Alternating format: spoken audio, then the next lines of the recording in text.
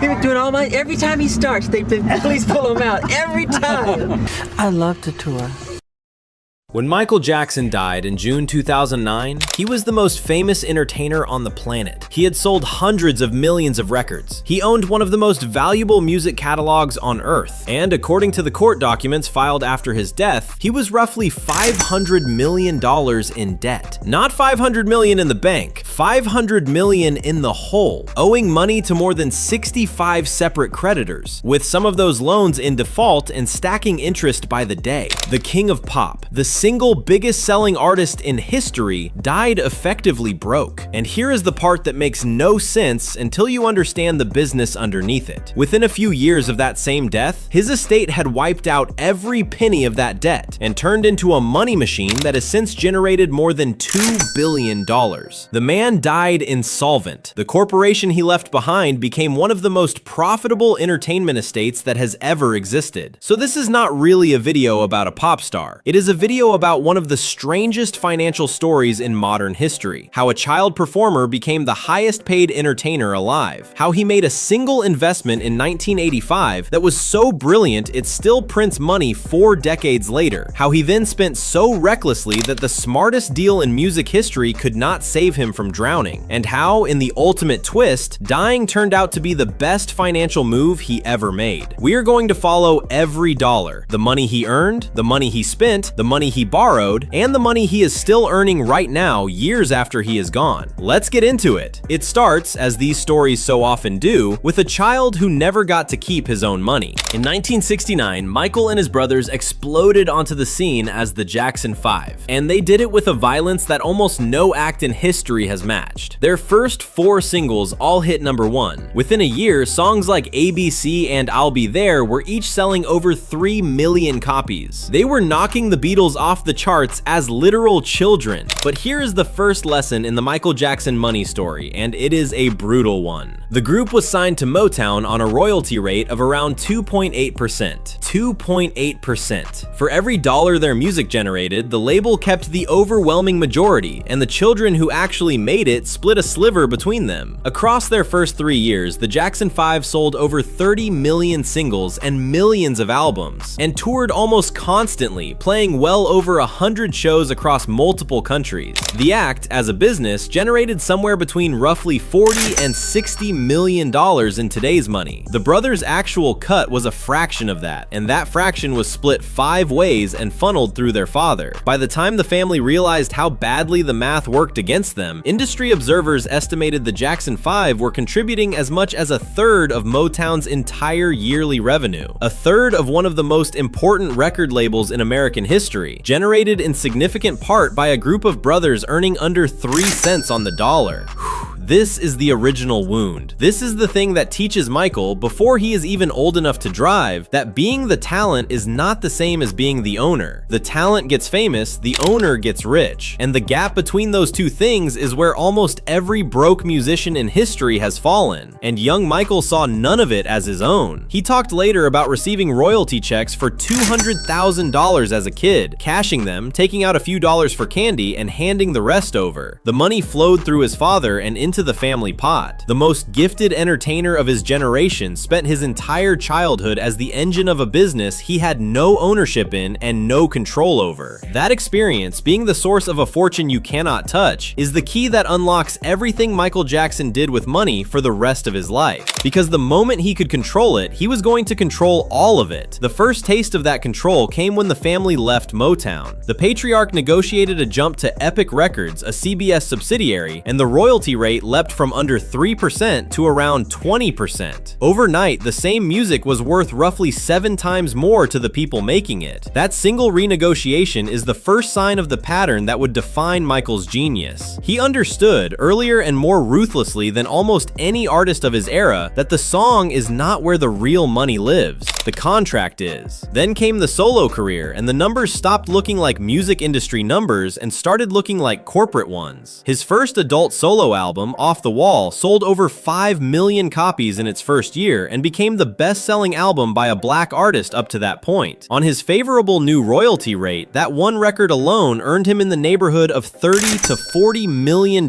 in today's money, and he used that leverage immediately. While the money was still rolling in, his attorney, a man named John Branca, who you should remember because he becomes the most important figure in this entire story, negotiated Michael the highest royalty rate the music industry had ever seen, roughly $2 per album sold, which in today's money is closer to $5.70 landing in his pocket for every single copy. He locked in that rate right before releasing the album that would change everything, Thriller. I do not need to tell you Thriller was big. You already know it is the best-selling album of all time, but I want you to feel what that meant in cash terms because the scale is genuinely hard to process. At its peak, Thriller was selling 1 million copies a week. It sat at number 1 for 37 weeks, and with that record-shattering royalty rate Branca had locked in, the money came in like water through a broken dam. By the spring of 1984, from Thriller alone, Michael Jackson had personally amassed a fortune of around $50 million.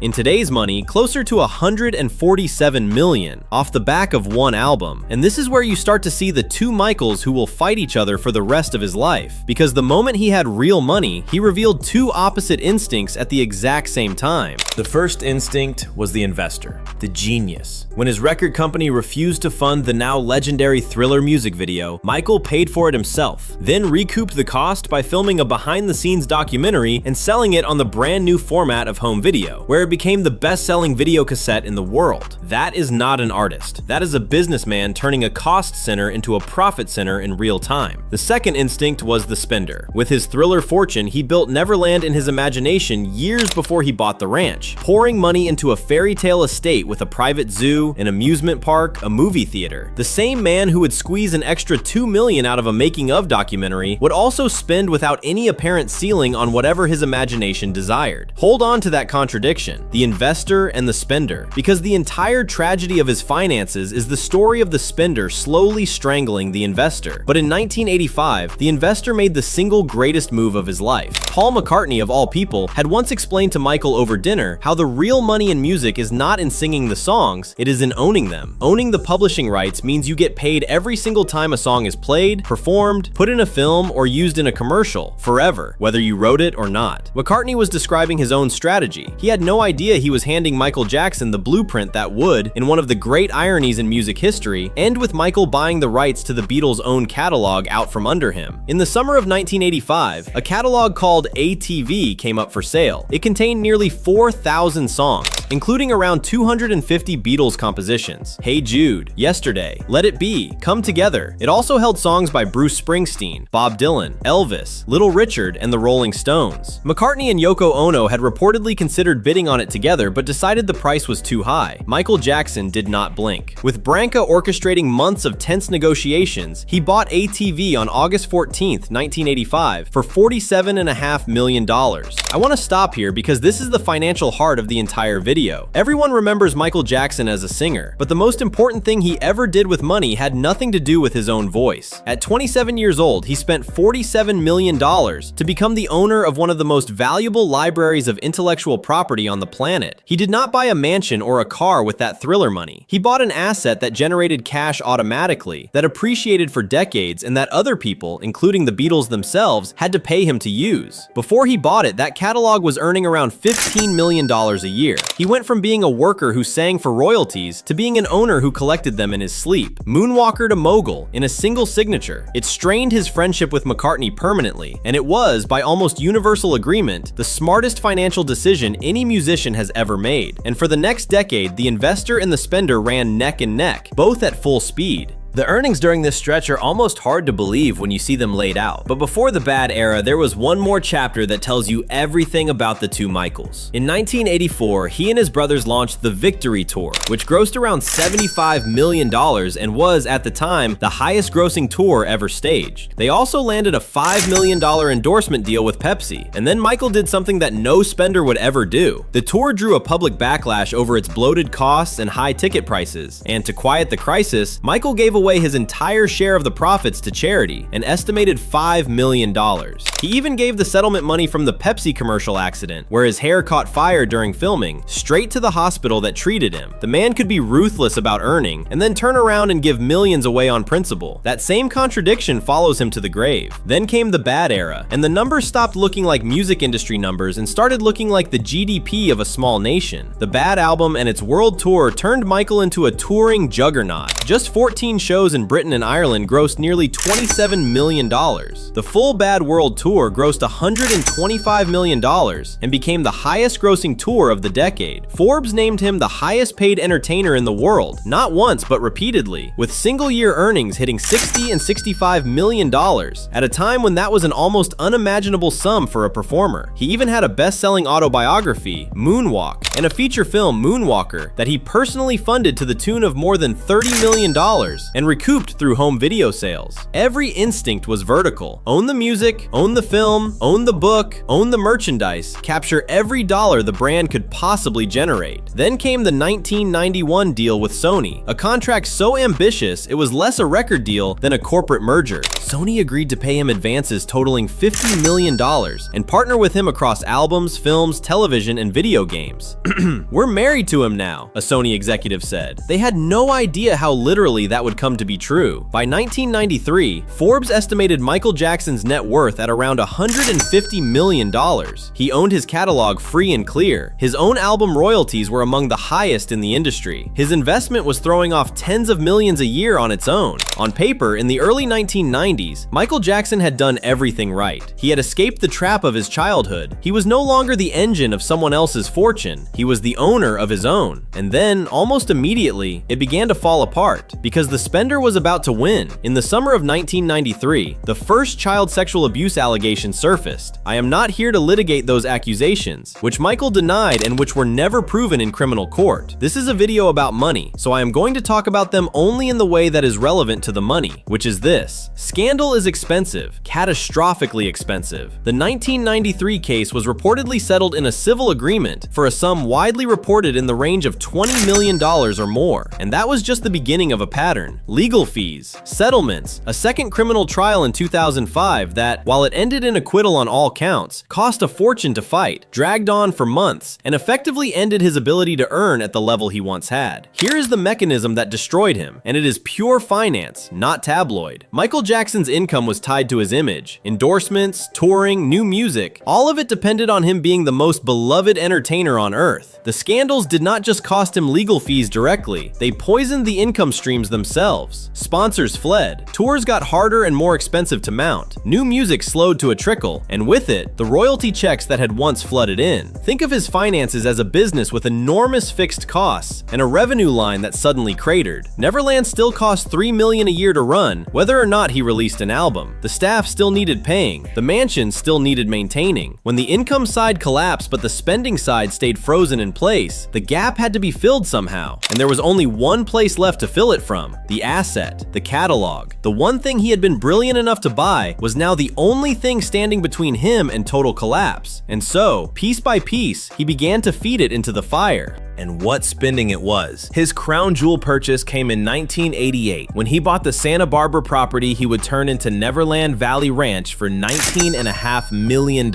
Over the years that followed, he poured an estimated $35 million more into transforming it, building a full-scale amusement park, a movie theater, an exotic zoo, a bird and reptile house, and filling it with art, antiques, and arcade games. Just running and staffing Neverland reportedly cost around $3 million a year. By the late 1990s and into the 2000s, Michael Jackson was spending somewhere between $30 and $50 million a year, not earning, spending. He went on shopping sprees that became legend, dropping millions in single afternoons on antiques and art and things he would never use. The investor who once squeezed an extra $2 million out of a documentary was now being outrun, badly, by the spender who could empty a bank account in a weekend. So he did the thing that every financially drowning person eventually does. He borrowed against his best asset. This is the most most painful chapter in the whole story. That brilliant catalog, the ATV library, the smartest investment in music history, became the collateral for his debts. In the mid-1990s, needing cash, he merged ATV with Sony's publishing arm, selling off half of his prize to create the joint venture Sony/ATV. Sony paid him roughly $95 million for that half. It stabilized him for a moment, but it also meant he no longer fully owned the thing that made him great. He had given a corporation joint control of his crown jewel, and it didn't stop there. He kept borrowing, using his remaining 50% stake as collateral, eventually taking on a loan reported at around $270 million.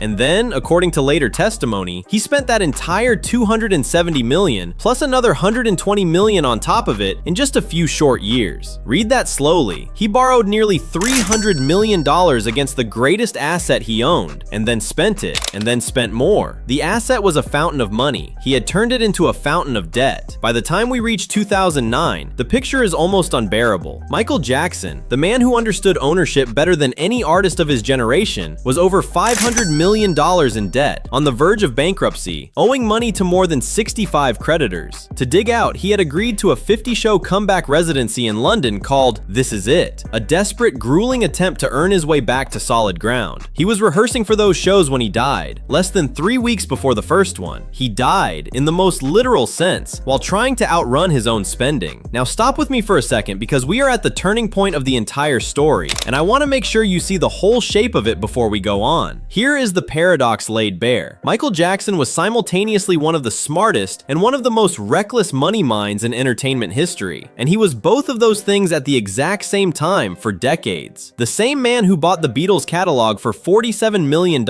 also borrowed $300 million against it and lit the money on fire. His problem was never income. The income was historic. His problem was that the spender always, eventually, beat the investor, and by the end, the spender had borrowed against the investor's masterpiece until there was almost nothing left to borrow. Most money stories would end right there. A cautionary tale. The richest entertainer alive, dead and broke at 50, his great fortune devoured by his own appetite. But the Michael Jackson story does something almost no other story does. It gets richer after the main character dies, because it turns out the investor's single great decision, that 1985 catalog purchase, was so powerful that not even the spender, with 25 years and $400 million of effort, had managed to fully destroy it. When Michael died, his will handed control of the estate to two men, including that same attorney from the beginning of our story, John Branca. They inherited a $500 million pile of debt and a near-bankrupt estate. And what they did next is, quietly, one of the greatest turnarounds in business history.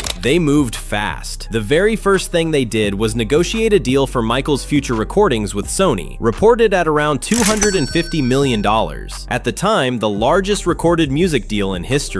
They licensed rehearsal footage from the canceled comeback shows into a documentary film, This Is It, which grossed over $300 million at the box office and became the highest-grossing concert film ever made, with the estate taking the overwhelming majority of the profits. They struck long-term deals with Cirque du Soleil for Las Vegas productions. They licensed the music, the image, the brand, methodically, professionally, the way the spender never could. Within the first 18 months alone, the estate brought in hundreds of millions of dollars, enough to start dismantling the mountain of debt that had nearly forced a fire sale of everything Michael owned. But the masterstroke was the catalog. The thing he bought for $47 million in 1985 had, by the 2010s, become almost unimaginably valuable. In 2016, the estate sold Michael's 50% stake in Sony/ATV back to Sony for $750 million. $750 million for half of an asset he had originally bought outright for $47.5, and that was just one deal. In total, Sony's various transactions with the Jackson estate over the years have reportedly added up to more than $2 billion.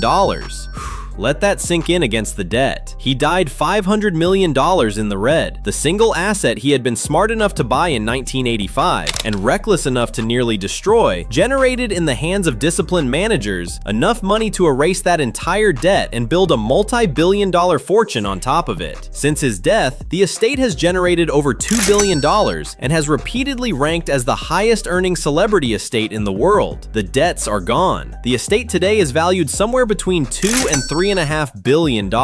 And the money is still coming. As of 2026, a major biopic of his life titled Michael, starring his nephew Jafar Jackson, has hit theaters and drawn the world's attention back to him all over again, pumping fresh hundreds of millions into the machine. A Broadway musical about his life has won Tony Awards and is touring. There is even a fresh fight breaking out, with his daughter Paris reportedly raising objections in court over how the estate is being spent. The kind of dispute that only happens when there is an enormous amount of money to fight over. The engine he started in 1985 is still running, louder than ever, 17 years after the man himself stopped. So what is the real lesson buried in all of this? When you follow the money all the way to the end, it is not just be careful with your spending, though Michael Jackson is one of history's most expensive lessons in exactly that. The deeper lesson is about the difference between earning and owning, and it is the same lesson that separates the wealthy from the merely well-paid in every field, not just music. Michael Jackson earned one of the largest incomes in entertainment history, and almost all of it disappeared, because earned money can be spent, and he spent it. But the one time he took that earned money and converted it into a true asset, an asset that other people had to keep paying to use, he created something so durable that it outlived his fame, outlived his scandals, outlived his debts, and outlived him. The singing made him famous. The catalog made him eventually immortal in the only way the financial world recognizes. I think the Michael Jackson estate is going to keep growing, possibly for generations, because intellectual property in the streaming age does not age and does not tire the way a performer does. The catalog he bought in 1985 will likely still be generating money when everyone watching this video is gone, and that is the final strange truth of his story. The spender lost. Every dollar he chased, he eventually lost. But the investor, the version of Michael Jackson who sat across from Paul McCartney and actually listened, the one who spent $47 million on songs instead of on himself, that version won so completely that he is still winning, right now, from beyond the grave. The boy who was never allowed to own his own money grew up to make the one purchase that no amount of his own recklessness could ever fully take away.